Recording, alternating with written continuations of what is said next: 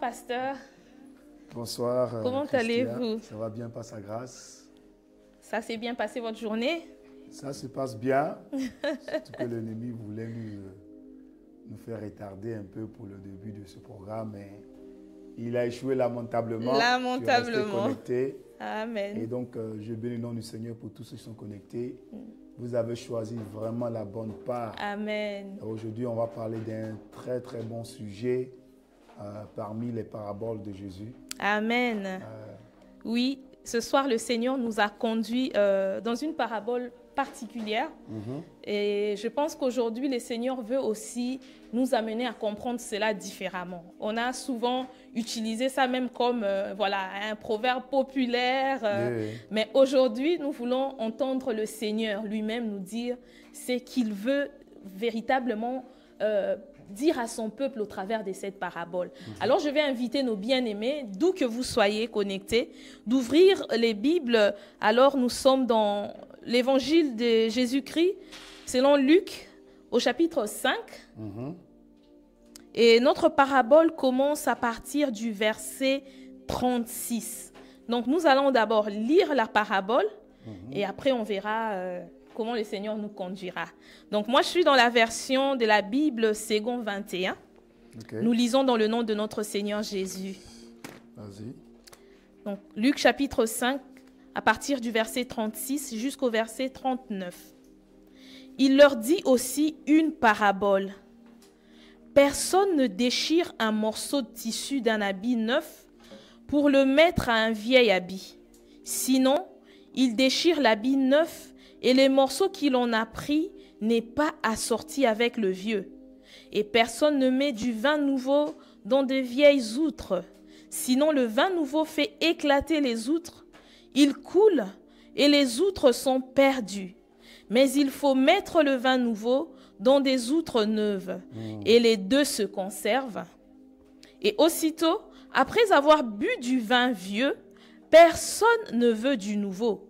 Car il dit, le vieux est meilleur. Le vieux est meilleur. Ok. Très bien. Ça, c'était ta version. Ça, c'était ma version Second 21. Très bien. Gloire à Dieu. On bénit le nom du Seigneur pour sa parole, pour pouvoir enrichir, un peu étoffer cette parabole. On peut la prendre dans la version parole vivante et dans la version Semeur. Si on peut prendre d'abord dans la version Semeur. La version Semeur. Et on va atterrir dans la version parole vivante. D'accord. Donc, nous allons lire la version Semeur. À partir du verset 36, il est écrit: il utilisa la parabole suivante. Personne ne coupe un morceau d'un habit neuf pour rapiécer un vieux vêtement. Sinon, on abîme l'habit neuf et la pièce d'étoffe qu'on y aura découpée ne va pas avec le vieil habit. De même, personne ne met dans de vieilles outres du vin nouveau. Sinon, le vin nouveau les fait éclater, il se répand et les outres sont perdues. Non, il faut mettre le vin nouveau dans des outres neuves. Bien sûr, quand on a bu du vin vieux, on n'en désire pas du nouveau. En effet, on se dit le vieux est meilleur. Le vieux est meilleur. Tu peux prendre maintenant dans la version parole vivante, la dernière. La version parole vivante. Moi, j'ai plutôt la version parole de vie. Vas-y. Après, on va prendre la version de prime abord, ce n'est pas exactement la même chose. Oui, vas-y. Oui. Hop. Verset... Parole de vie. Oui. Donc, dans la version parole de vie, il est écrit ceci. Jésus utilise aussi pour eux cette comparaison. Personne n'arrache un morceau à un vêtement neuf pour le coudre sur un vieux vêtement. Sinon, on déchire le vêtement neuf et le morceau neuf ne va pas avec le vieux vêtement. Personne ne met du vin nouveau dans de vieilles outres. Sinon, le vin nouveau fait éclater les outres, il coule par terre et les outres sont abîmées. Mais il faut mettre le vin nouveau dans des outres neuves. Personne ne veut boire du vin nouveau quand il a bu du vin vieux. En effet, on dit, le vieux est meilleur. Le vieux est meilleur. Et moi, je vais lire dans la version parole vivante, il dit, pour illustrer ce qu'il voulait leur dire. Il se servit encore de la comparaison suivante. Personne ne songe à couper un morceau d'un habit neuf pour rapiécer de vieilles arbres. Sinon, on abîme l'habit neuf et la pièce d'étoffe qu'on aura de couper jure avec le vieil habit. Personne non plus ne met du vin qui fermente encore dans de vieilles outres. Sinon, le vin nouveau fait éclater les outres, il se répand et les récipients sont perdus. Mais non, pour du vin nouveau, il faut des outres neuves. Bien sûr, quand on a bu du vin vieux, on n'en désire pas de nouveau. En effet, on se dit, le vieux est excellent et il me convient. Ça, c'est intéressant. Voilà. À prime abord, on vient d'aller plus loin dans ce programme, dans les profondeurs de sa parole.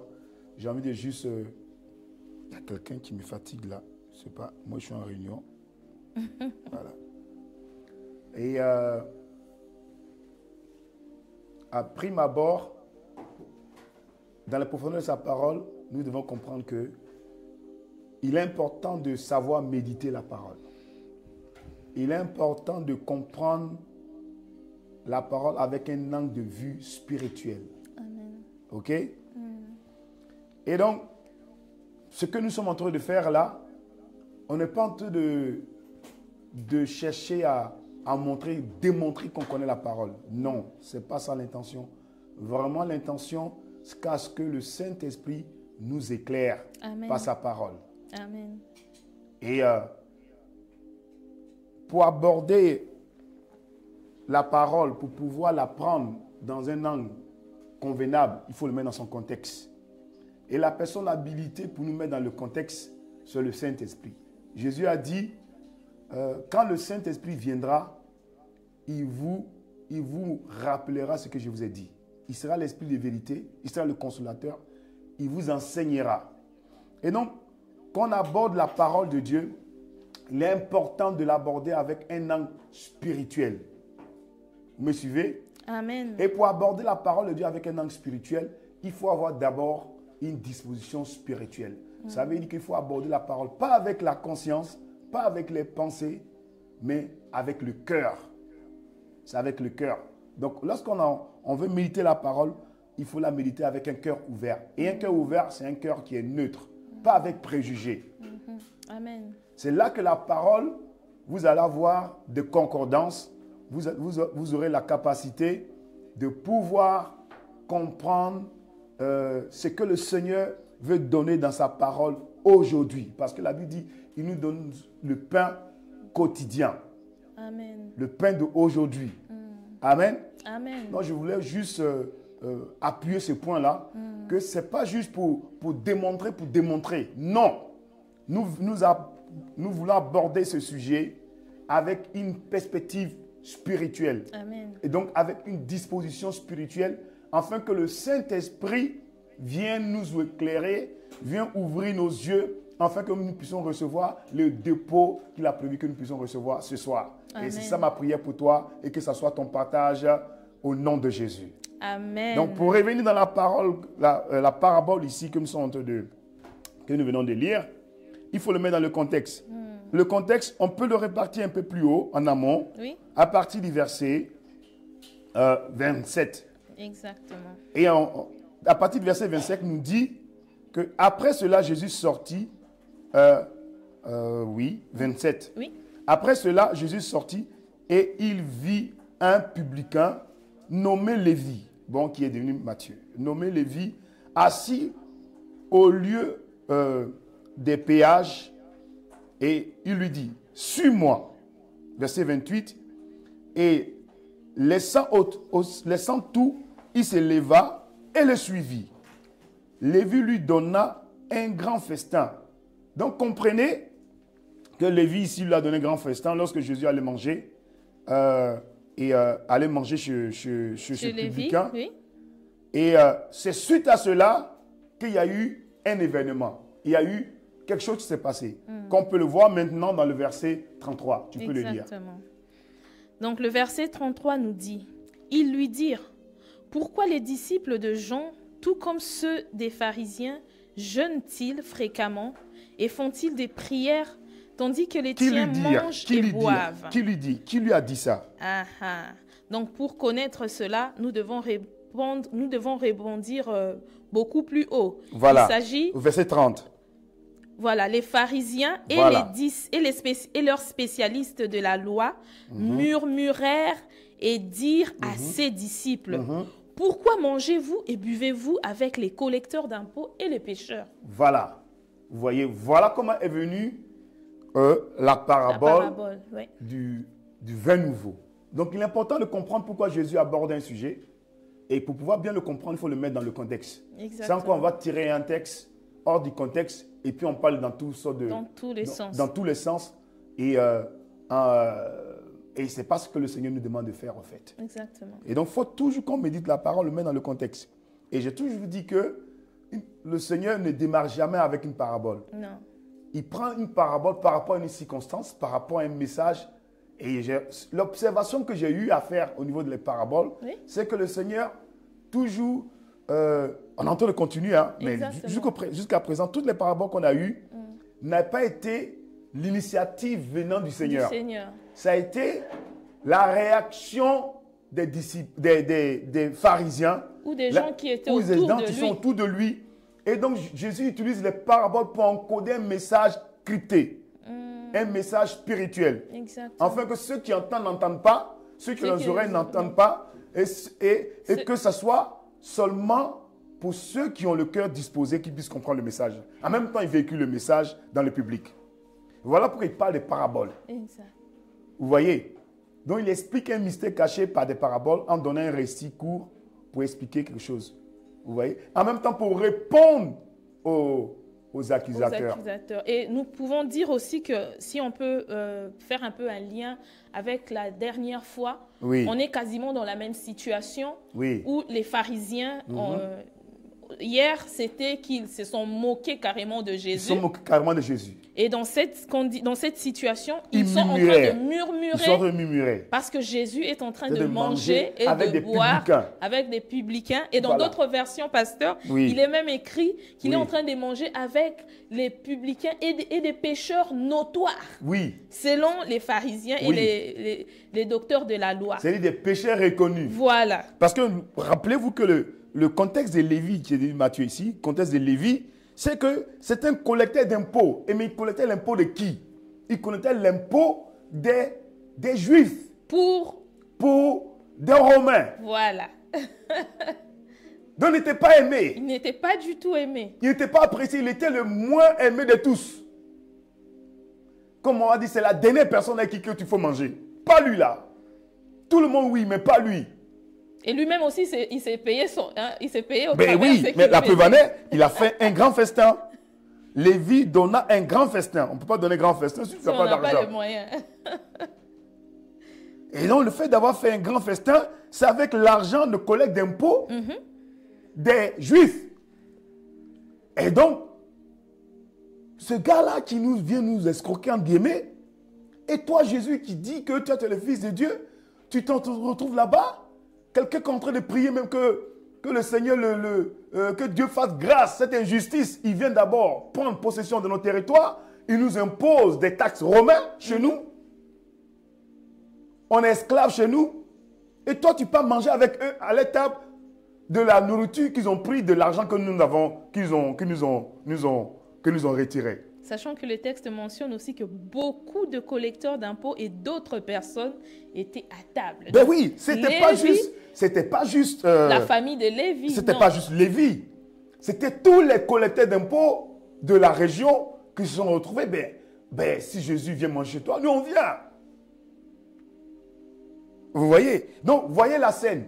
Et la Bible explique qu'il y avait un grand festin. On va y revenir là-dessus. Et donc, c'est suite à cela, verset 13, que les pharisiens, les scribes, ont commencé à murmurer. Oui, au verset 30. Oui. Au verset 30. Et dire que c'est... Ils ont murmuré, mais ils ne sont pas passés par Jésus directement. Ils ont commencé à indexer les disciples. Et ça veut dire qu'ils ont commencé à murmurer en disant que pourquoi mangez-vous et buvez avec des publicains et les gens de mauvaise vie. Vous voyez? Et donc, je te laisse continuer dans le verset, verset 31. Voilà. Jésus prenant la parole, vas-y.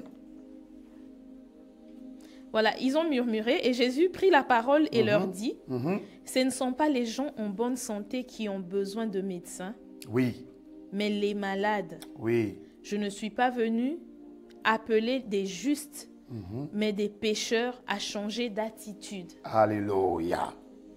Et quand il a dit ça, voilà la réaction maintenant des disciples, des pharisiens. Oui. Verset 33. Ils lui dirent, pourquoi les disciples de Jean, tout comme ceux des pharisiens, jeûnent-ils fréquemment et font-ils des prières tandis que les tiens mangent et boivent? Mangent et boivent. OK? Oui. Continue, verset 34. Jésus leur répondit, pouvez-vous faire jeûner les invités à la noce pendant que le marié est avec eux? Les jours viendront où le marié leur sera enlevé, alors ils jeûneront durant ces jours-là. Oui.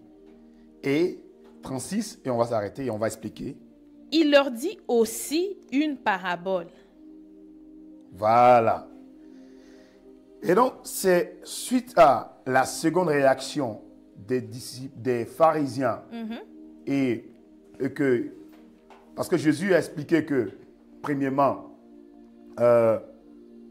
si je mange avec eux, des publicains, c'est pas mauvais, parce que de toute façon, je ne suis pas venu pour sauver les saints. Je suis venu pour sauver les pauvres, je suis venu pour sauver les perdus, je suis venu pour sauver ceux qui sont malades, je suis venu pour sauver ceux qui ont besoin d'aide, des pécheurs. Pas des justes, mais des pécheurs. OK? Et donc, comme il a répondu comme ça, du coup, ils ont rétoqué en posant la question, en disant maintenant, mais regarde tes disciples. Regarde, par exemple, ils ont fait une comparaison entre les disciples de Jean et même et des pharisiens, parce que les pharisiens aussi, ils avaient des disciples. Exactement. OK? Et en disant que, regardez les disciples de Jean, eux, ils gênent. Ils sont dans la piété, en guillemets. Ils se privent de la nourriture. Mais tes disciples-là, à toi, ils ne font que boire et manger. Ils ne font que boire et manger. Et regardez maintenant, au fait, cette parabole qu'on va lire, qu'on vient de lire, qu'on va décortiquer par la grâce de Dieu, par l'Esprit, au lumière de la parole aussi, dans le verset 36, au fait, Jésus maintenant va expliquer ce qu'il a dit dans le verset 34, 35. Voilà, il explique au travers de la parabole qui commence au verset 36. Voilà, maintenant, qu'est-ce que Jésus dit maintenant dans le verset 34? Tu peux le lire encore. Jésus leur répondit. Pouvez-vous faire jeûner les invités à la noce pendant que le marié est avec eux? Les jours viendront où le marié leur sera enlevé, alors ils jeûneront durant ces jours-là. Amen. Amen. Il parle de quoi? Et c'est suite à cela, Jésus parle maintenant d'un vin nouveau. D'abord, il explique la parabole d'un habit neuf, et puis on ne peut pas le coudre avec un habit, un morceau d'habit vieux. On ne peut pas, parce que l'habit neuf qu'on vient pour coudre un habit vieux va déchirer le neuf, va déchirer le vieux, et la déchirure sera encore plus grande, et on ne peut pas prendre le vin nouveau et mettre ça dans une vieille outre. Et donc, il faut mettre le vin nouveau dans une nouvelle outre. Et donc, il explique cela. Alors, c'est quoi, bien-aimé, il s'agit? De quoi il s'agit exactement? Il s'agit ici d'abord. Il s'agit ici d'une présentation de la venue de Jésus. Ce qu'on appelle l'eschatologie, de la venue de Jésus. mais qu'il a essayé de mettre dans un contexte. Regardez, la Bible dit que dans le verset 27, Jésus allait chez le publicain. Et donc, Jésus qui allait chez le publicain, Jésus, dans le verset 32, nous dit, c'est pour eux qu'il allait, c'est pour les gens qui sont disqualifiés, des gens qui ne sont pas justes, des pécheurs, en guillemets. Selon la loi. Selon la loi. Parce que des pécheurs. Ceux qui les indexaient, voilà. c'est considéré comme ou les juste. incirconcis. Voilà. C'est considéré comme saint. C'est les personnes pour qui le Messie devait venir selon la loi. Voilà. Mais la Bible dit, dans Jean 1, verset 12, il allait vers les siens. Verset 11, les siens ne l'ont pas reconnu. Ils n'ont pas reconnu. Mais à ceux qui l'ont reçu, il a donné le pouvoir. Et donc, on s'en rend compte que, ici, qu'il parle des publicains, il parle des non-circoncis et il parle de ceux à qui, initialement, ce n'était pas prévu. Et donc, il vient pour racheter, il vient pour donner une opportunité aux pécheurs de ceux qui n'avaient pas droit à être élus de Dieu, enfants de Dieu, d'avoir la possibilité de devenir enfants de Dieu. Et il y a plusieurs paramètres ici qu'il va donner. J'espère que le temps nous permettra de bien expliquer. Et donc, le premier point, c'est que Jésus est en train d'illustrer les fêtes ou encore les noces de l'agneau. C'est les noces de l'agneau. Il a donné, Lévi a donné un grand festin, comme il aura un grand festin le jour des noces. Et c'est pour ça qu'il dit que lorsque, et il s'est dit, mais pourquoi vous mangez, il dit, mais pourquoi ils vont se priver? Est-ce que vous avez vu l'époux avec les amis de l'époux pendant la nuit de noces se priver de la nourriture? Bien au contraire, c'est là qu'on mange, on boit, c'est normal. C'est normal parce que c'est les noces, on est en train de célébrer les noces de l'époux. Donc les amis de l'époux sont se réjouir avec l'époux. Mais un temps viendra que l'époux va partir, c'est alors que les amis de l'époux vont commencer à prier et à jeûner. Et si vous regardez même, à chaque fois, Jésus était celui qui partait prier. Il se levait de bon matin. Il ne partait pas avec ses disciples. Il ne partait pas avec ses disciples. Ça veut dire que les disciples n'avaient pas vraiment... ils ne partaient pas, ce n'était pas l'objet de Jésus d'aller les montrer à prier. Mais quand il revenait, il a dit, mais montre-nous comment il faut prier. Parce qu'on voit que quand tu ne peux pas prier, tu viens. Tu fais des exploits. Voilà, ce n'est pas pareil. Et donc la première chose ici, c'était quoi? C'est les noces de l'agneau.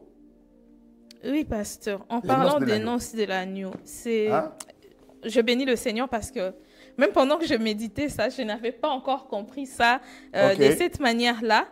Mais par contre, j'avais quand même trouvé quand même ce texte d'Ésaïe 25, pasteur, qui parle aussi des fêtes que l'Éternel va offrir, des mets succulents avec un vin vieux. Oui. Alors,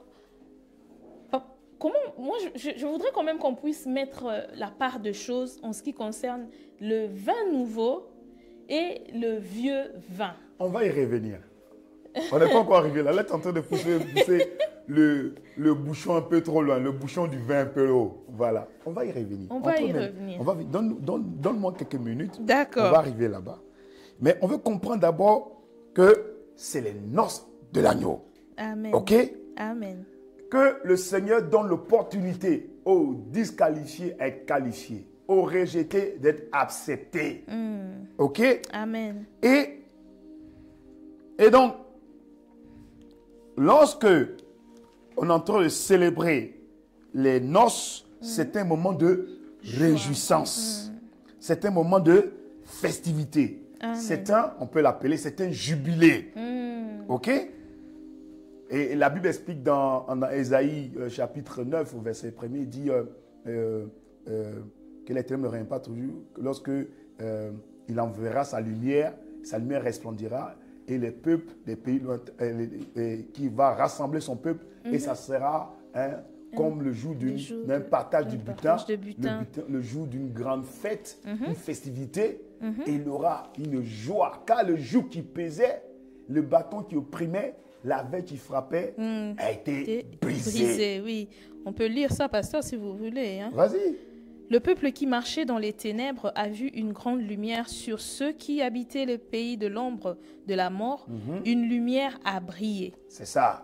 Une lumière a brillé. Amen. Voilà. Tu rends la nation nombreuse. Amen. Tu augmentes sa joie. Oui. Elle se réjouit devant toi, Oui. comme on le fait lors de la moisson, Voilà. comme on jubile au partage du butin. Voilà. En effet, le fardeau qui pesait sur elle, Voilà. le gourdin qui frappait son dos, Yes. le bâton de celui qui l'opprimait, tu les brises comme tu l'as fait lors de la victoire sur Madian. Amen. Amen. Et c'est ça que Jésus est venu annoncer. Amen. Jésus, dans cette festivité, est en train d'expliquer que nous sommes arrivés dans une nouvelle ère, l'ère de la réjouissance. Amen. L'ère où le bâton qui opprimait ta vie, l'ère où les circonstances qui t'avaient gardé en captivité, l'ère où il y avait la stérilité, l'ère où il y avait le statu quo, une nouvelle ère arrive. Amen. Une nouvelle ère est arrivée. Amen. C'est l'ère de la festivité, Amen. l'ère de la réjouissance. Amen. Amen. Amen. Un nouveau jour a sonné. Amen. Un nouveau jour s'est levé. Amen. Un nouveau jour est arrivé. Voilà pour que les revenus encore dans Ésaïe 70, il dit, lève-toi, sois éclairé car ta lumière est arrivée. C'est la lumière qu'a annoncé Ésaïe chapitre 9. 9. Amen. Amen. Voilà. Et donc maintenant, on va rentrer maintenant dans ton sujet que tu es en train de nous amener là-bas. Et donc, tu peux lire maintenant au niveau du vin nouveau. Vas-y. Vas-y. Et puis tu poses ta question et puis on va expliquer. D'accord. Donc Voilà. nous lisons à partir du verset 36. Voilà, c'est ça. Il leur dit aussi une parabole. Personne ne déchire un morceau de tissu d'un habit neuf Oui, pour le mettre à un vieil habit. oui. Sinon, il déchire l'habit neuf et le morceau qu'il en a pris n'est pas assorti avec le vieux. Voilà. Et personne ne met du vin nouveau dans des vieilles outres. Sinon, le vin nouveau fait éclater les outres, il coule et les outres sont perdues. Mais il faut mettre le vin nouveau dans des outres neuves et les deux se conservent. Amen. Amen. On Amen. garde la fin. Ça, Oui, si tu vas vers la c'est un fin, autre c'est un autre sujet sujet. OK? Verset 36 nous explique que par cette parabole, Jésus est en train d'illustrer cette nouvelle ère. C'est laquelle? L'ère du nouveau vin. Amen. Et ça ne nous rappelle pas, ou ça ne nous rappelle pas quelque chose? Ça nous rappelle comment enclencher la nouvelle ère pour Jésus lui-même. Jean chapitre 2 au verset 1er. Lisons Jean chapitre 2. Amen. Vous verrez, qu'est-ce qui s'est passé? C'était une histoire de vin. Oui, dans les noces. Et il y avait aussi des noces. Amen. Et il avait été invité. Amen. Jésus de Nazareth. Amen. Jean chapitre 2. Jean chapitre 2 nous parle des noces de Cana Vas-y. en Galilée. Oui. Or, le 3e jour, il eut des noces à Cana en Galilée. Au 3e jour d'une noce. Je t'assure, à ton 3e jour, il y a eu des noces. Amen. Le 3e jour, c'est le jour de la résurrection pour toi, mon frère, ma soeur. Amen. Amen. Amen. Les choses anciennes sont passées. Continue. La mère de Jésus était là. Oui. Jésus fut aussi invité aux noces invité. avec ses disciples. Avec ses disciples. Maintenant, Comme le vin venait à manquer, le vin venait à manquer. la mère de Jésus lui dit, Oui. ils n'ont plus de vin. Ils n'ont plus de vin. Jésus lui répondit, Oui. que me veux-tu, femme? Et là, Jésus dit quelque chose que naturellement, on peut l'appeler ça de l'insolence. Amen. Il dit, que me veux-tu, Femme, femme? Oula, mon heure n'est pas encore mon venue. heure n'est pas encore venue. Sa mère dit au serviteur, Regardez le déclenchement. faites tout ce qu'il vous dira. Faites tout ce qu'il vous dira. Continue. Or, il y avait là 6 jarres de pierre destinées aux purifications des Juifs et contenant chacune une centaine de litres. Je ne vais pas m'égarer. On va aller dans. Sinon, si on pense genre, on va expliquer. C'est aussi un autre. Mais ça complète bien. Hein? Vas-y. Jésus leur dit, Parce que ces jarres étaient destinés à la pour la purification des purification. Juifs. OK? Amen. Sont destinés à la purification. Continue. Ce n'est pas n'importe quel jarre. Exactement. OK? Continue. Jésus leur dit, remplissez d'eau ces jarres. Oui. Et ils les remplirent jusqu'au bord. Oui.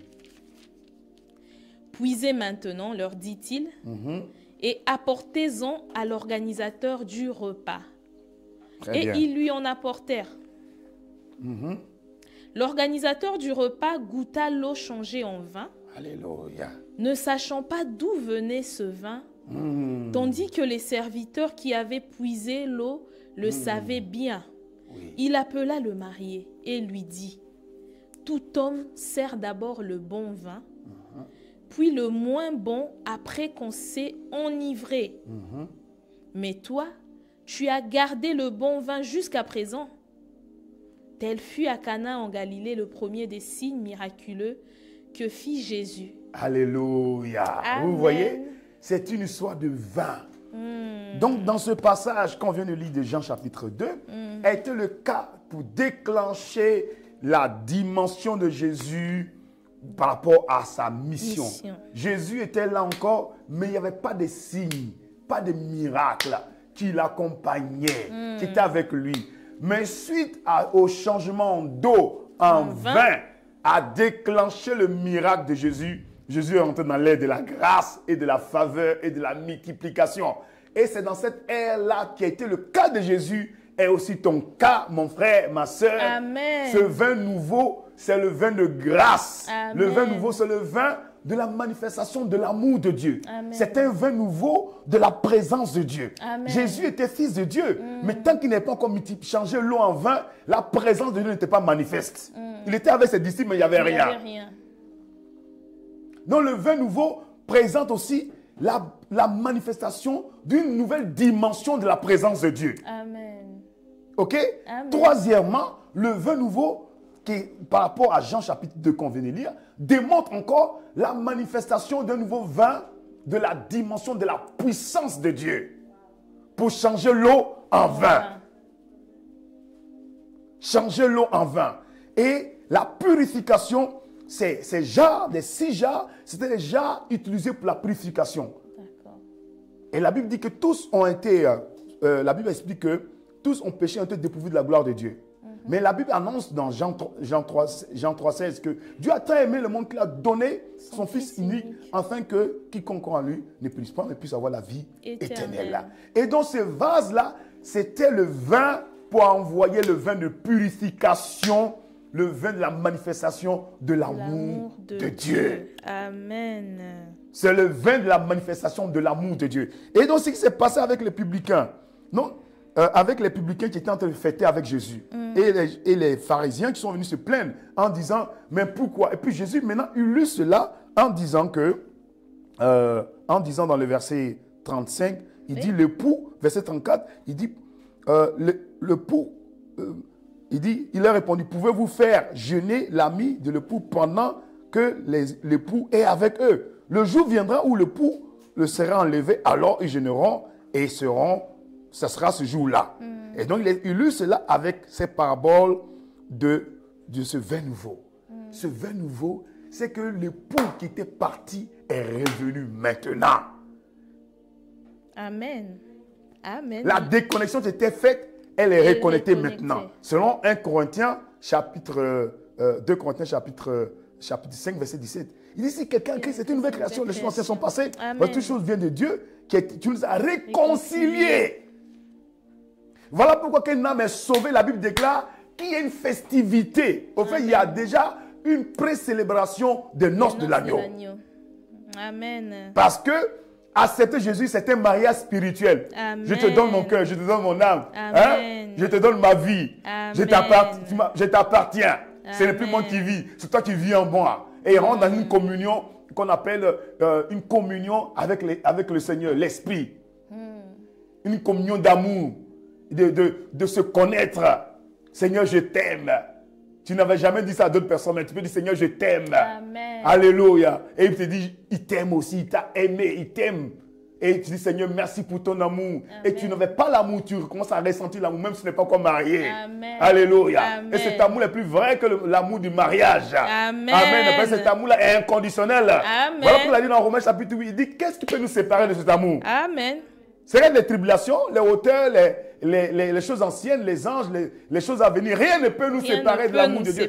C'est ça ce nouveau vin, mon frère, ma soeur. Amen. Reçois ce nouveau vin. Amen. Ce vin de l'amour de Dieu. Amen. Quel que soit ce qui s'est passé dans ta vie, mon frère, ma soeur, en ayant conscience de ce vin vient effacer. C'était mis dans des jarres, selon le cas de Jésus, dans des 6 jarres de purification. Et le chiffre 6, c'est le chiffre de l'humanité. De l'homme, comme on dit. Alléluia. Amen. C'est le chiffre de l'humanité. Donc, ces 6 jarres purificateurs qu'utilisaient les Juifs, c'était la purification pour eux, humains. Selon les hommes. Selon les hommes, selon la loi, on va le dire. Selon la loi, selon la loi, en tant que Juifs, parce qu'ils sont circoncis. Mais pour nous, la nouvelle création, accepté Jésus par la foi. Ces 6 jarres sont les 6 jarres de la purification de l'humanité. Amen. Et c'est par ces 6 jarres ces jarres qui étaient au simple, des personnes disqualifiées, des personnes bonnes à rien, des personnes que personne ne pouvait regarder, personne ne pouvait admirer, personne ne pouvait voir quelque chose de bon pour sortir. C'était que de l'eau naturelle. Et il a fait cela du vin. Il a donné du goût et encore un meilleur vin. Amen. Plus bon que le nouveau, que l'ancien. Oh, reçois ce nouveau vin au nom de Jésus. Amen. Alléluia. Amen. Ah. Et donc, si on fait la corrélation avec le texte de Luc 5, pasteur. Oui. Le vin que le Seigneur l'eau que le Seigneur a transformée en vin. Oui.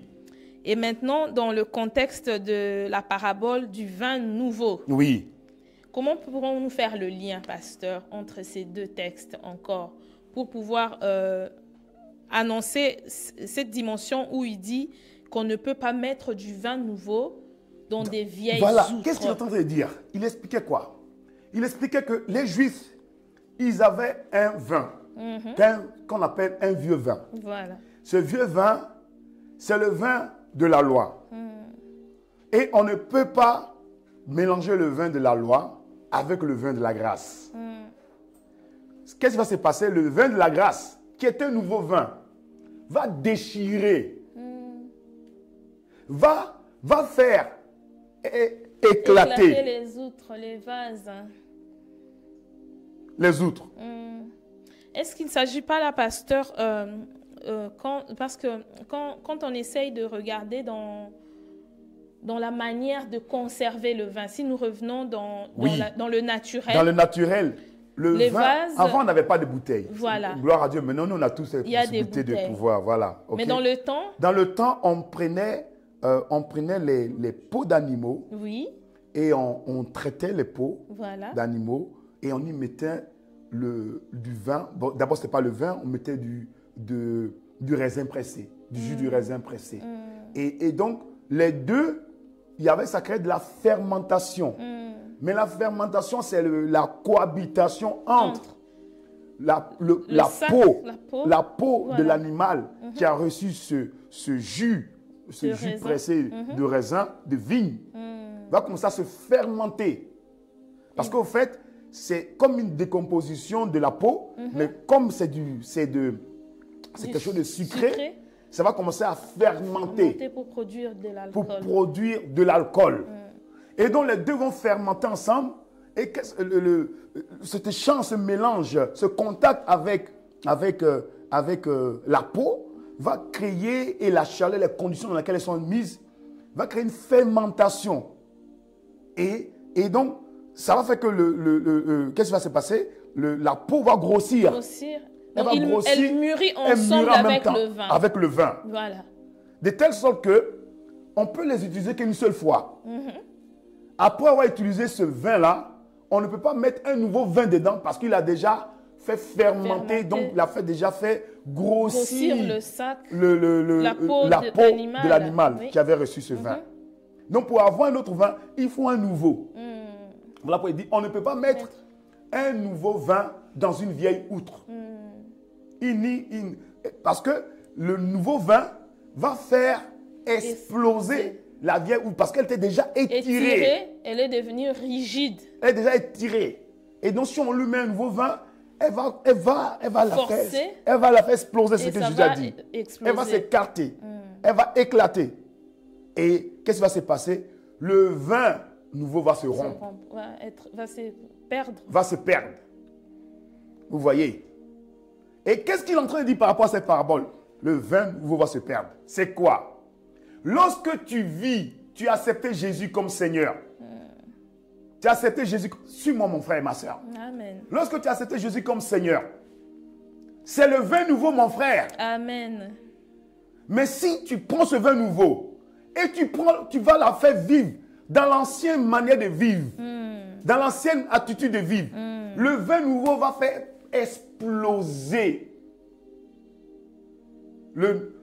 cette ancienne manière de vivre. Donc, ça sera plutôt un jugement. Qu'est-ce qui va se passer? Ça va faire que tu ne pourras pas garder ce vin nouveau-là. Il sera tout le temps avec des fuites. Voilà pourquoi beaucoup de chrétiens sont faibles. Il y a des fuites spirituelles parce qu'ils ont pris un vin nouveau, mais pas une nouvelle outre. Pas une nouvelle manière de vivre. Voilà pourquoi Romains chapitre 12, verset 2 nous dit quoi? Ne vous conformez pas à ce présent, mais soyez transformés par le revenu de l'intelligence. C'est là où ils n'ont pas changé les mentalités. Ils ont pris Jésus et ils ont mis dans les manières de vivre, dans les anciennes manières de penser, dans les manières anciennes de percevoir. Et qu'est-ce qui passe? Le Jésus, qui a une vie de sainteté, une vie de pureté, une vie d'abondance, va venir dans un vase qui était déjà éclaté. Il ne peut pas se déployer. Et non, ça va faire déchirer, et donc il y aura des ouvertures. Et donc le contenant ne pourra pas tenir le contenu, et il y aura toujours des fuites. Il y aura des fuites. Il y aura des fuites. Et c'est pour ça qu'il y a beaucoup de chrétiens, il y a des fuites dans leur vie spirituelle. Ils sont chrétiens, mais ils n'ont pas la paix, ils n'ont pas la joie, parce que les saints, la Bible dit, c'est le Saint-Esprit qui nous juge. Il va te juger de péché et de jugement. Il va convaincre de péché, de justice et de jugement. Et de jugement, très bien. Et donc, ça veut dire quoi? Ça veut dire que lorsque tu ne vis pas la standard de vie que Jésus t'a donné, de t'accepter, de lui donner ta vie, comme il t'a donné, comme il s'est donné lui-même pour toi, et de lui donner entièrement. Mais tu prends Jésus et puis dis, Jésus, viens dans ma vie, mais ne parle pas de mes péchés. Non, ne parle pas de ma vie passée. Non, ça, c'est comme ça que je suis. Moi, je suis colérique. Moi, je ne pardonne pas. Moi, je m'habille comme ça. Moi, je suis comme ça. C'est une vieille outre. Qu'est-ce qui va se passer? Ce nouveau vin-là va faire éclater la vieille outre. Ça ne s'accommode pas avec le vin. Ça ne s'accommode pas. Mais qu'est-ce qu'il faut faire? Il faut avoir une nouvelle outre. Ça veut dire quoi? Seigneur, je suis à toi. Venir avec de nouvelles dispositions de cœur. Tout simplement. Un cœur. Voilà pour l'a dit dans sa parole dans Ézéchiel. Je t'ôterai le cœur de pierre. Je te donne un cœur nouveau. Un cœur de chair. Un cœur nouveau. Pour pouvoir obéir. C'est-à-dire l'ancien cœur ne peut pas obéir. L'ancien cœur ne peut pas accepter la marche. Le standard du nouveau vin. Et là maintenant, je vais revenir dans ton dernier point. Oui, pose la question de ton dernier point, voilà. Et oui, puis, pasteur. Oui, c'est quoi? Oui. Par rapport au dernier point, oui. Effectivement, ils ont dit le verset 39. Hein? Voilà, oui. Jésus atterrit dans cette parabole en disant, après avoir bu du vin vieux, personne ne veut du nouveau. Oui. Car il dit, le vieux est meilleur. Oui. Et entre-temps, quand on regarde dans les Écritures, l'on voit aussi que dans la prophétie d'Ésaïe, le Seigneur annonce des festins avec un vin vieux clarifié, des mets succulents. Mais comment on peut maintenant accommoder le fait d'accepter le vin nouveau et alors que le Seigneur, entre-temps, il nous annonce des festins avec un vin vieux. Oui, mais regarde bien dans Jean chapitre 2 qu'on vient de lire. Il dit ce nouveau vin-là était plus doux que le vieux vin. Que normalement on sert. D'abord le meilleur. Le meilleur, ça dit le vieux, parce que le meilleur c'est le vieux. C'est le vieux. N'est-ce pas? Exactement. On sait d'abord le meilleur, quand les gens sont ivres, maintenant on sait le moins bon. Oui. C'est-à-dire le nouveau. Le moins bon des vins, c'est le nouveau vin. C'est le nouveau vin, parce que même dans le monde, c'est comme ça. Le vin le plus cher, c'est le vin qui a plus vieilli. 10 ans, 15 ans. OK? Mais qu'est-ce qu'il est en train de dire ici? Par rapport à ça, c'est une remarque par rapport aux pharisiens. Il dit, personne, après avoir bu du vin vieux, ne veut du nouveau, car le vieux est bon. C'est quand tu restes dans le fait de demeurer dans le vieux vin, ça veut dire une ancienne manière de vivre, et que tu ressasses l'ancienne manière de vivre, c'est difficile d'accepter la nouveauté. La nouvelle manière de vivre. C'est pour ça qu'on dit toujours aussi que, couramment, hein, les anciens disent que notre époque était meilleure. Et donc, il parle que ces souvenirs-là vont toujours te ramener que ta vieille manière de vivre était meilleure était bon. Que ce que le Seigneur te propose aujourd'hui. Ce qu'il te propose. Parce que c'est un nouveau vin qui n'est pas encore fermenté. Il n'est pas encore travaillé. C'est ça. Et donc la partie de travail, c'est ce que le chrétien ne veut pas accepter. Donc, il veut déjà ce qui est déjà fait. Qu'il accepte directement ce qui est travaillé. Or, le travail est collaboratif au fait. C'est la communion, le temps qu'il a fait ensemble. Voilà. C'est là qu'il est devenu vieux. C'est pas tout seul. Non. Il ne vieillit pas seul. C'est ça. Et donc, c'était pour nous ramener ici que lorsque quelqu'un goûte un vieux vin, lorsqu'il est dans une vieille manière de vivre, et qu'il a toujours cette faculté-là, cette manière de raisonner, c'est difficile de pouvoir payer le prix pour que le nouveau devienne aussi un vieux vin. Donc, c'est pour ça qu'il dit, quand celui qui a goûté le vieux vin, c'est rare qu'il parle, il ne veut plus du nouveau vin. Si vous avez des questions, bien aimées, n'hésitez pas. Hein? Je trouve que c'est trop silencieux dans les chats. Non, mais ils sont en termes de questions. Hein? Ils sont en train de capter, il n'y a pas de souci. Ils captent, mais bon. N'hésitez pas de proposer des questions pour que l'on soit davantage éclairé. Et donc, ce passage-là nous annonce ce vin nouveau. Un vin nouveau. Jésus est venu donner un vin nouveau. Et j'aime bien la manière que Jésus a commencé son ministère avec le miracle de changement d'eau en vin. Très significatif pour nous, les non qualifiés qui sont ni qualifiés, les perdus qui sont venus les retrouver, les condamnés qui sont venus les justifier. OK? Les coupables sont déclarés non coupables. Vous voyez? Ceux qui étaient destinés à l'abattoir sont maintenant devenus élus de Dieu, fils de Dieu, et pour la vie éternelle. Ce vin nouveau-là,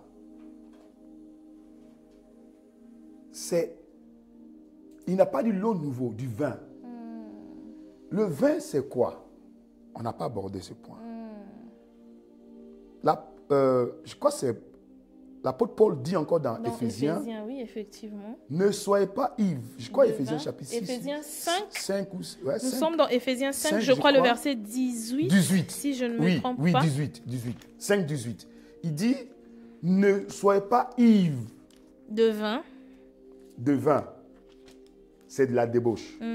Mais soyez ivres du Saint-Esprit. Et il continue après, il dit quelque chose après. Oui. Quel genre d'ivresse il faut avoir du Saint-Esprit? Il parle de hymne. Tu peux Exactement. lire. Vas-y. Ne vous enivrez pas de vin, cela mène à la débauche. Soyez au contraire remplis de l'Esprit. Oui. Dites-vous, et puis voilà, il met 2 points. Oui. Dites-vous des psaumes, des hymnes, des cantiques spirituels. Chantez et célébrez de tout votre cœur les louanges du Seigneur. Alléluia. Mais il dit les louanges du Seigneur, il donne ça dans une version, il dit cantique spirituel. Ça veut dire quoi? Tu parles, tu chantes en esprit. Amen. C'est le vin nouveau. Amen. Et le vin nouveau fait quoi? Il est purificateur. Rappelez-vous du bon samaritain. Il avait l'huile et le vin. pour l'huile, le vin, pour pouvoir purifier les plaies. Désinfecter. Désinfecter. Nettoyer.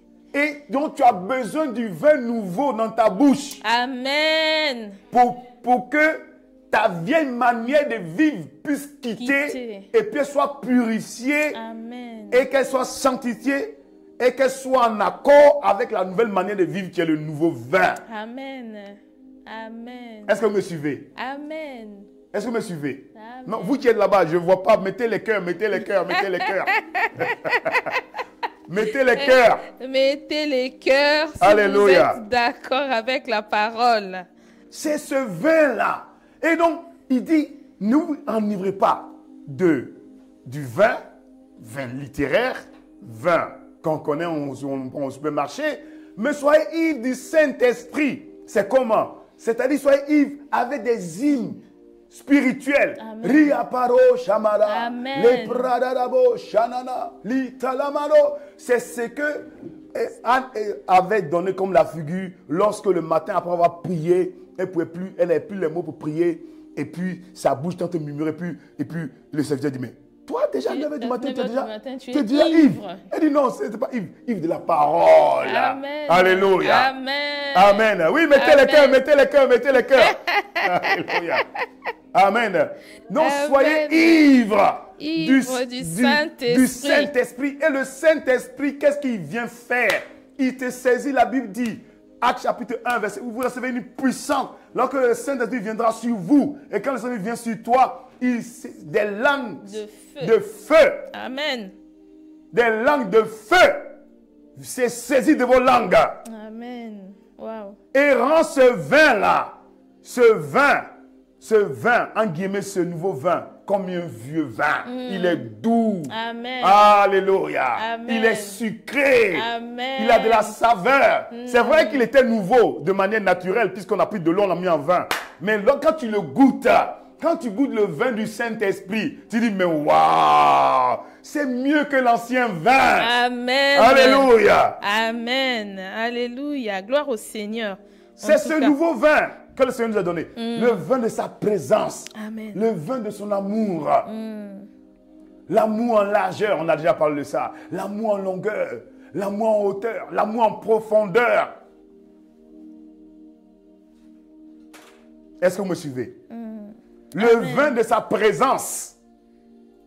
Parce que lorsque tu parles des cantiques nouveaux, tu chantes des cantiques nouveaux à Dieu, au Seigneur, ça donne un parfum de bonne odeur. Un parfum de grâce, un parfum de joie, un parfum de paix. Là où tu arrives, là où on dit, oh, dès que tu arrives, la paix est dégagée de ta bouche. Parce que la Bible déclare, il dit les paroles que je dis, selon Jean chapitre 6, il dit les paroles que je vous dis sont esprit et vie. Amen. Elles sont esprit et vie. Elles sont esprit et vie, mon frère, ma soeur. Voilà le vin que tu as reçu. Le vin de l'esprit. Le vin de la parole de Dieu. Le vin d'être une bonne nouvelle selon Ésaïe 61. Une bonne nouvelle. Amen. Celui qui proclame la bonne nouvelle. Celui qui est le manifestateur de la bonne nouvelle. Amen. Alléluia. Amen. Tu as du bon vin, mon frère, ma soeur. Ne pense pas à l'ancien vin. Le vin que tu as, il est le meilleur vin. C'est le meilleur vin. Amen. Qu'est-ce qui fait que les gens pensent que ce n'est pas un meilleur vin? C'est parce qu'ils n'ont pas goûté.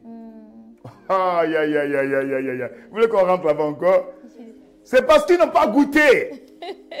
Quand de l'apparence, tu dis c'est un nouveau vin. C'est vrai, c'est un nouveau vin. Et quand tu penses que le nouveau vin, il n'est pas plus doux que l'ancien vin. C'est vrai, d'apparence. Ça semble être l'eau. Parce que tu as pris juste le jus de raisin et tu l'as pressé. Mais quand tu le goûtes, Jean chapitre 2 dit, ceux qui ont mis l'eau dans la jarre savaient que c'était l'eau. Mais quand le maître de la cérémonie a goûté, pour lui, c'était du vin. C'était pas juste du vin. C'était pas juste du vin. C'était du bon vin. Excellent vin. C'était du bon vin. Donc, qu'est-ce qui a fait? Ça se change en bon vin dans la bouche.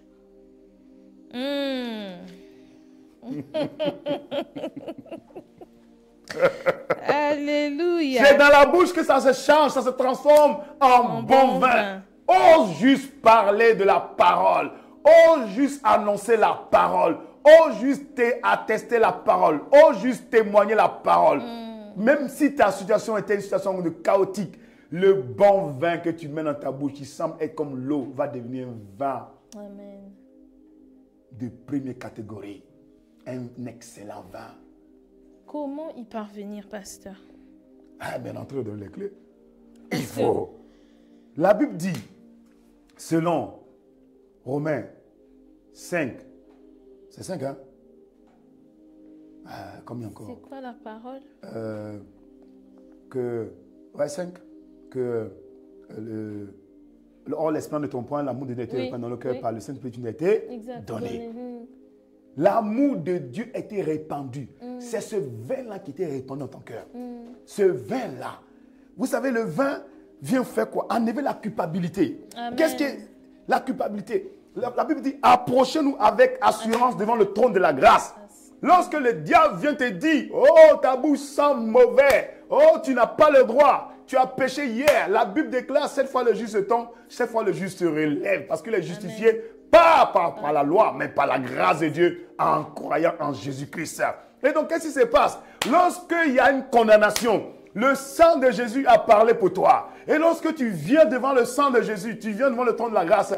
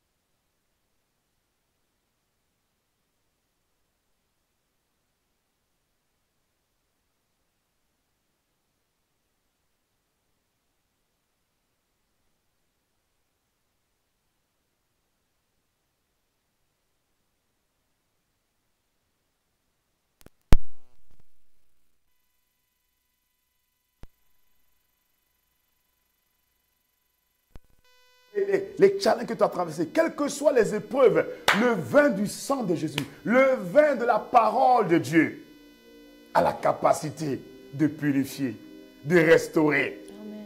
Donc voilà pourquoi quand tu approches devant le Seigneur, approche-toi avec assurance.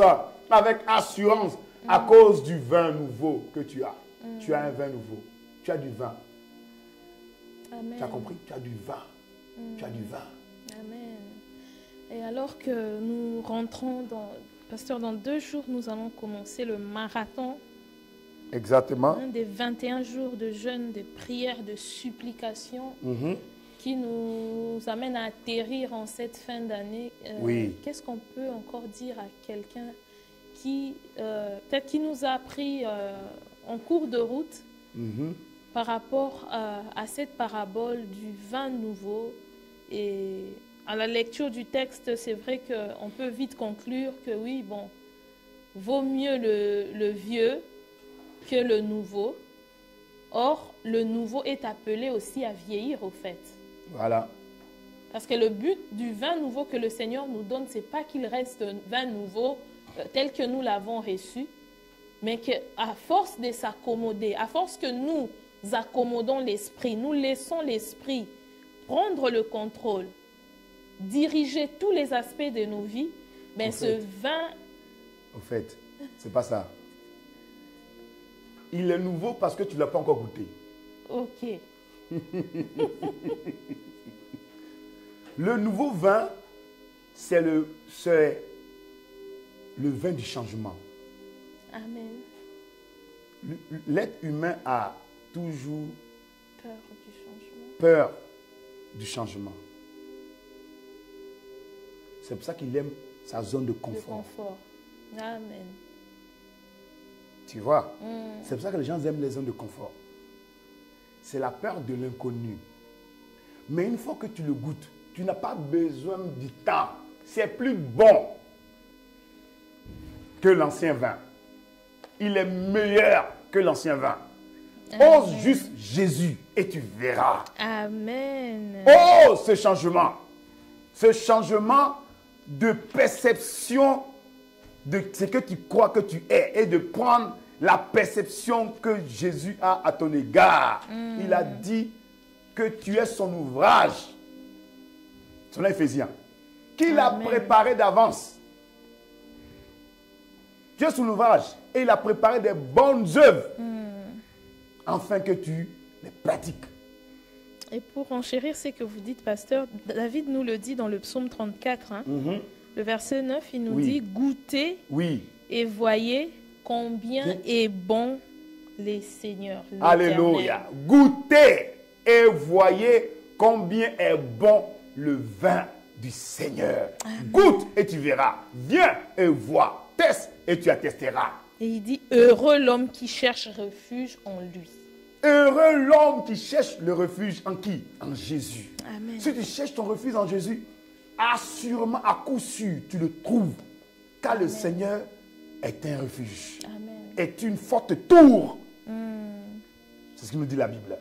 Amen. Amen. Amen. Et donc, ose. N'aie pas peur du changement. Amen. C'est ce que Jésus a... On a pris la parabole de... C'était quoi la dernière parabole? On avait parlé du riche. Du jeune riche. Et de Lazare le pauvre. Voilà, de Lazare le pauvre, on a parlé aussi du jeune riche qui, Jésus lui a demandé, si tu veux me suivre. Une dernière chose, il a dit, j'ai obéi aux lois, etc. J'ai donné ma dîme, j'ai fait tout ça. J'ai donné l'argent aux pauvres. Il a dit, bon, ok, vends tous tes biens et suis-moi. C'est l'inconnu là que le jeune n'a pas voulu dire, mais si je vends tous mes biens, je vais vivre comment? Il n'a pas voulu ce changement-là. Il a voulu avoir Jésus, mais garder son confort. Il a voulu avoir Jésus, mais pas qu'il y ait un changement, en lui, mais que Jésus soit un plus dans ce qu'il avait déjà. Ça ne marche pas comme ça avec Jésus.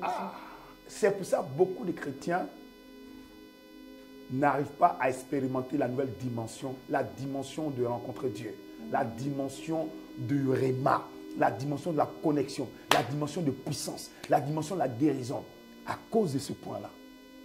Parce qu'ils n'ont pas vraiment relâché, donné entièrement confiance à Jésus. Jésus vient être un plus parmi les autres. Parce qu'on considère que notre vieille vie est toujours bonne. Et donc du coup, Seigneur, j'ai le travail, mais comme je n'ai pas le mariage, je viens à l'église. Voilà, viens me donner ce que je manque. Maintenant, dès que le Seigneur va te dire, bon, ok, tu veux le mariage, mais ton travail là, c'est ton Dieu. Ah Seigneur, moi dimanche, je n'ai pas au travail. Hein. Moi, je suis venu à l'église ici pour que tu me donnes le mariage. Le reste, moi-même, je gère. Je gère. Donc, il veut pas Jésus vient quand même être un plus. Et ça ne marche pas. Il dit, ose Jésus. Et tu verras. Jésus. Ose Jésus. Ça fait partie du slogan de l'évangélisation. Ah oui. Tu évangélises, mais toi-même, si tu as compris, est-ce que tu as osé Jésus? Tu oses Jésus dans le domaine dans lequel il te manque. Mais tu n'as pas osé Jésus dans le domaine de ta vie véritable. Amen. Tu oses Jésus lorsque tu sais que tu vas chercher un emploi et tu as besoin qu'on prie pour que la grâce de Dieu parle. Mais tu n'as pas donné entièrement ta vie à Jésus afin qu'il lui prenne contrôle de ta vie. Tu lui donnes l'aspect, les points où tu sais que tu as du manque, où tu sais que tu ne peux pas par toi-même. Mais tu n'as pas donné tout entièrement. Totalement. Et il n'y a pas de changement. C'est pour ça qu'il n'y a pas de vin. Parce qu'on ne peut pas mettre du nouveau vin dans une vieille outre. Il faut mettre du nouveau vin dans une nouvelle outre. Une nouvelle manière de penser. Amen. Penser totalement à Christ. Voilà pourquoi ce passage-là est tellement important. Amen. De discerner la volonté de Dieu. Ça veut dire que toutes les volontés que tu avais, tu mets ça de côté. Et tu dis, Seigneur, pas selon ma volonté, pas selon mon intelligence, mais selon ta volonté. Amen. Voilà pourquoi Proverbe nous dit que la crainte de l'Éternel est le commencement de la sagesse. Pas ma sagesse. Seigneur, ce que tu dis, je fais. Là où tu iras, j'irai. Ce que tu demandes, je donnerai. c'est le nouveau vin. Amen. Et on termine avec ça. Oui. Et on va prier. Donc on va rentrer dans ces 21 jours de jeûne et prière avec des nouvelles dispositions de cœur. Comme l'a dit le pasteur, le vin nouveau, il est nouveau parce qu'on ne l'a pas goûté.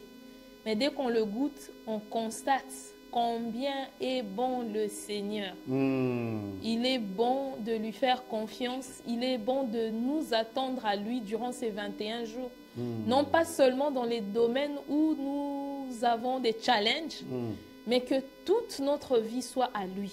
Alléluia. Rentrons dans ces 21 jours, Oui. non comme dans les passés. Alléluia. Et je vais prier. Amen. Je prie ce soir au nom de Jésus. Seigneur Père, nous voulons te dire merci pour ce temps qui vient à point nommé dans la semaine de rentrée, dans les 21 jours, après plusieurs années où on n'a pas eu l'opportunité d'expérimenter cette nouvelle dimension. Seigneur, Père, tu as dit, ne soyez pas ivres de vin, mais soyez ivres du Saint-Esprit. Qu'une nouvelle dimension, Seigneur, de communion, une nouvelle dimension de grâce. Que mon frère, qui son vin est devenu l'eau, Seigneur, mais Père, que par cette semaine, avec ces 21 jours de jeûne et prière, que le vin soit réanimé, que le vin soit réactivé, que le vin nouveau soit relâché, le vin de l'esprit, où tu as dit, au dernier jour, tu déverseras ton esprit sur toutes tes chairs, et tes fils et tes filles prophétiseront. Seigneur, dans le nom de Jésus, que ce vin nouveau soit relâché cette semaine sur mon frère qui a tellement attendu, sur ma soeur qui a tellement de challenges.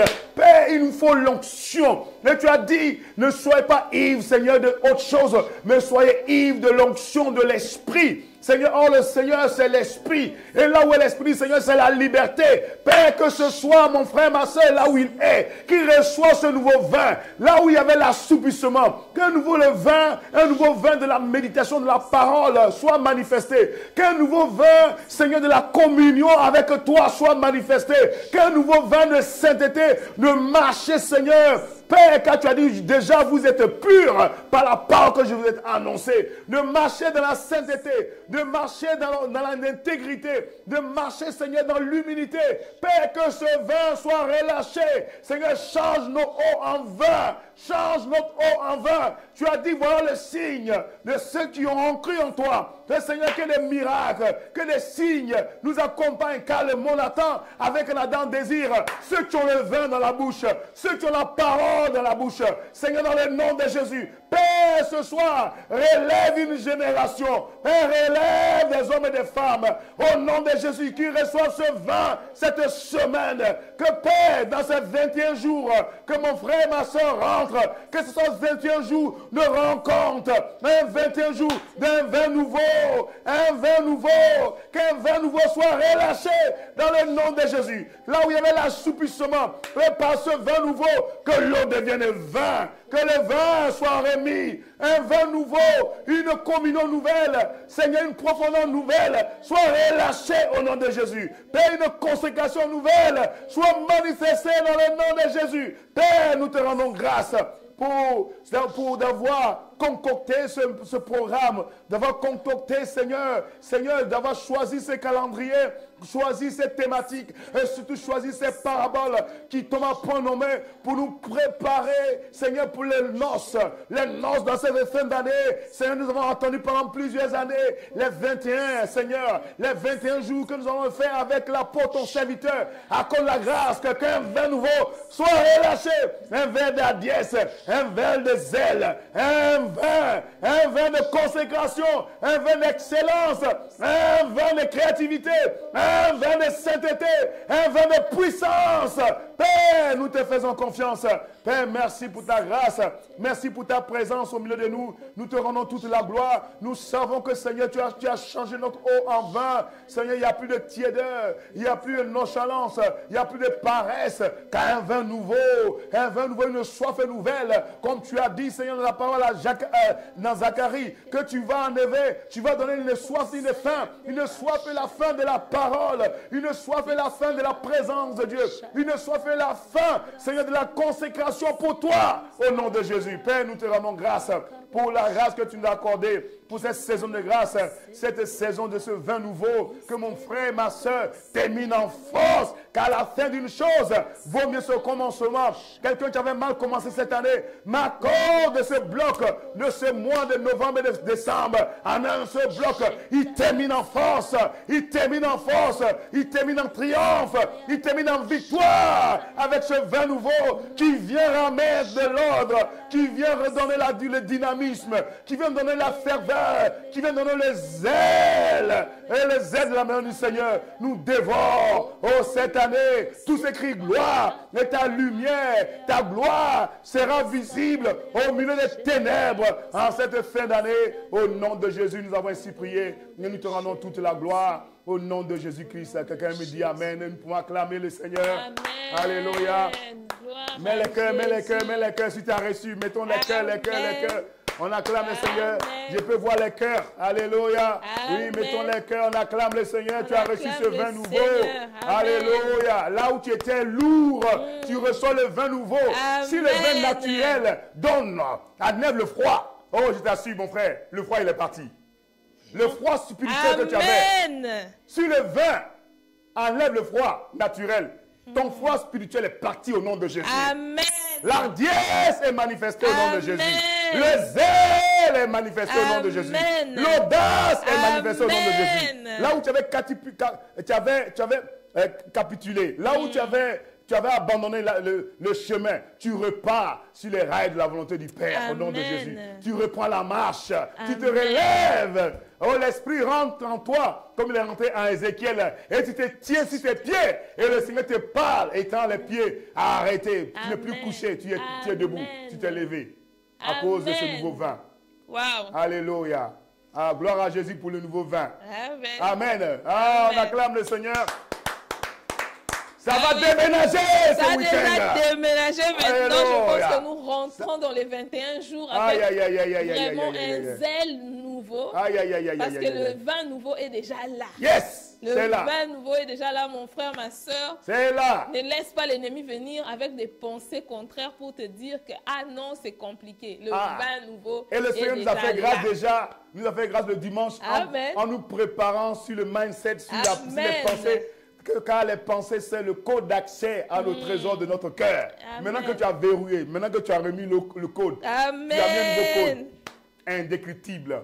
Alléluia. Maintenant, le vin nouveau va sortir. Amen. Car de l'abondance du cœur, ta bouche parlera. Amen. La parole de Dieu, la grâce de Dieu, la faveur de Dieu. Là où avant tu disais, oh ça va pas, c'est compliqué, c'est fini, c'est bizarre, il n'y a plus. Dieu est arrivé. Amen. Tu as le vin de Dieu dans ta famille. Tu as le vin de Dieu dans ton travail. Tu as le vin de Dieu pour ton mari. Amen. Alléluia. Ah, gloire à Jésus. Vraiment, mettez les cœurs, mettez les cœurs, mettez les cœurs. Alléluia. Ah, on rend grâce à Jésus. On rend grâce à Dieu. Amen. Bon, on va arrêter là puisqu'on doit se connecter avec l'apôtre dans 30 minutes. Dans 30 minutes, nous rendons vraiment grâce à Dieu. Nous croyons que vous avez été bénis tout au long de ce moment de partage. Et que le Seigneur nous accorde encore la grâce d'aller ressasser la parole afin que nous puissions demeurer focus sur le Seigneur durant ce bloc. Parce que novembre-décembre, c'est un bloc. Voilà. Et le Seigneur va faire toutes choses nouvelles. Il va tout débloquer. Amen.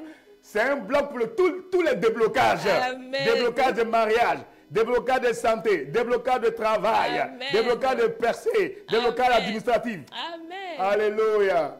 Gloire à Jésus. Soyez bénis, vraiment. Soyez bénis. On va arrêter là. Passez une très bonne soirée. Préparons-nous pour nous connecter au temps de prière avec l'apôtre. Oui, voilà. Et juste un dernier mot pour ceux qui n'ont pas pu suivre. On aura un récapitulatif. Et donc, ça sera sur YouTube. Et en même temps, pour vous dire, on ne se verra pas pendant les 21. Voilà. On va se connecter. Tous les mercredis, du lundi au vendredi avec l'apôtre. Donc, on n'aura pas les programmes dans les profondeurs de sa parole. On va les reprendre après les 21. Voilà. On verra, pasteur, on ne sait pas. Si, on va les reprendre. On va les reprendre. On va les garder. Car l'homme ne vivra pas de pain seulement, mais de toute parole.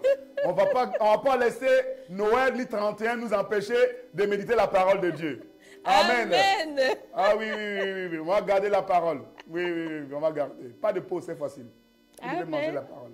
Amen. Parce que l'ennemi cherche toujours le bon moment. Et il n'aura pas au nom de Jésus.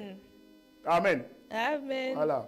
Donc, Très God bonne bless you. soirée. Soyez bénis abondamment. Peace. Voilà.